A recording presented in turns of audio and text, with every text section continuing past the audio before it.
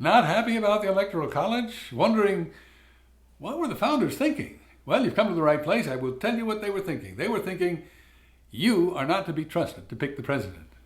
That's not all they were thinking. Oh, yes.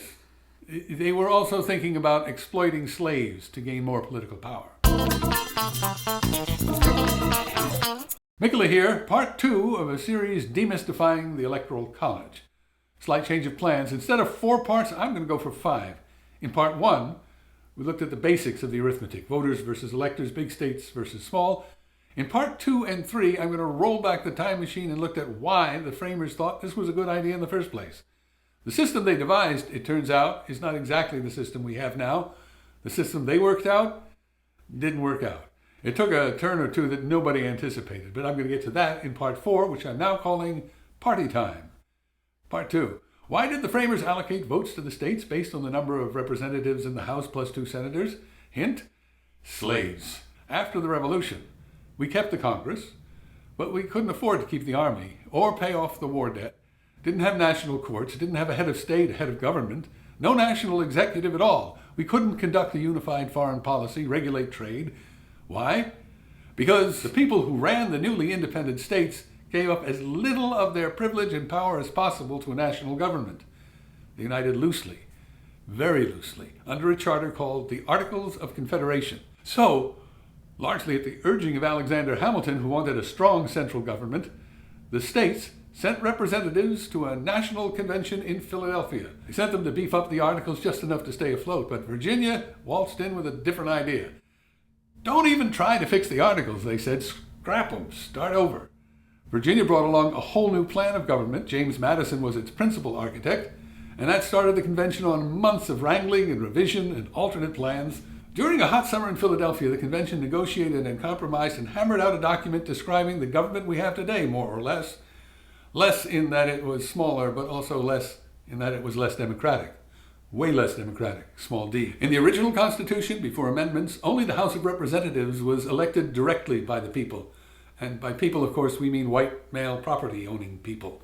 Senators were appointed by state legislatures, not elected, appointed. Because the founders didn't trust the people to elect senators. Also, they wanted the states to feel they had a stake in this new federal government. And as for the president, well, once they worked out the job description, they were left with the really hard part. How do you pick someone for the job? They argued and voted on this question from the end of May through early September, the entire hot Philadelphia summer of 1787. Here's a list of all the days they took votes on how to pick a president. One scheme after another regarding who should pick the president. The people? No. The Congress? No. Electors? No. State governors? No. Electors chosen by state legislatures? No. Then yes, then no. State legislatures themselves.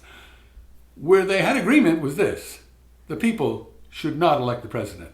They agreed on that much. But if not the people, then who? No consensus. Finally, they sent it off to a committee who worked on it for 4 days, and the committee came back with a plan that they all signed off on. But it was a plan so flawed, it completely broke down as soon as the country tried to elect its third president. We will come to that in part 4. Like most issues under consideration, the challenge was to find a balance between state power and federal power, legislative power versus executive power, big states, small states, masses, elites. And the one we never quite hear enough about, free states versus slave states. Professor Akhil Amar of Yale has been writing about this for years. Here's his analysis. James Wilson and Gouverneur Morris of Pennsylvania argued the people should vote for the president directly because, they argued, the president is the only office that represents all the people, not just a single state, not just a single district. Therefore, all the people should select him. But Wilson and Morris did not win the point. James Madison of Virginia objected strongly. And to see why, I need to show you some charts. These are from the 1790 census. Virginia, top line, most populous state by far. Pennsylvania second. So you'd think direct election would appeal to Virginia. They had the biggest say over who became president. I mean, look at all those votes. Look at all those people. Well, look closer. Those aren't all votes. 40% of Virginia's population were slaves. They couldn't vote. Take the slaves off the board. Take the women and the children and the non-property owners off the board. In other words, cut it back to only those who are eligible to vote, and suddenly Virginia doesn't seem so dominant. Virginia and Pennsylvania are tied. And before long, Pennsylvania was sure to pull ahead. So if you rank the states by eligible voters, New York, Massachusetts, and Connecticut jump up in the rankings. Direct election would favor the North. Fortunately for the South, the convention had already worked out a concession to them that gave the slave states extra seats in the House of Representatives. Even though slaves had no vote, they did count towards House seats. Not fully, but 3/5 of the slave population were included in apportioning the House. And by applying that formula here and giving a state a number of electors equal to their representatives plus senators, Virginia and the other slave states gained a much bigger voice in choosing the president. When I was in school, they never talked about this. They taught us the electoral vote system was a method to give small states a bigger voice compared to big states. Is that what they taught you? Or to balance rural areas against cities. However, the small states very rarely swing the election. The prize is always in winning the big states. And as Professor Amar points out, the vote formula had the effect of amplifying the voice of one specific set of big states, the states with big slave populations. And guess what? 4 of the first 5 presidents were from Virginia. Until next time, I'm Mikola.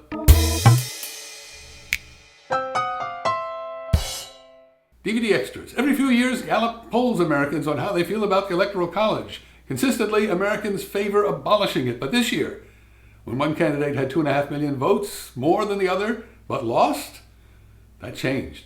In 2011, 62% wanted to abolish it. This year, that dropped to 49%, less than half for the first time. What changed? Republicans.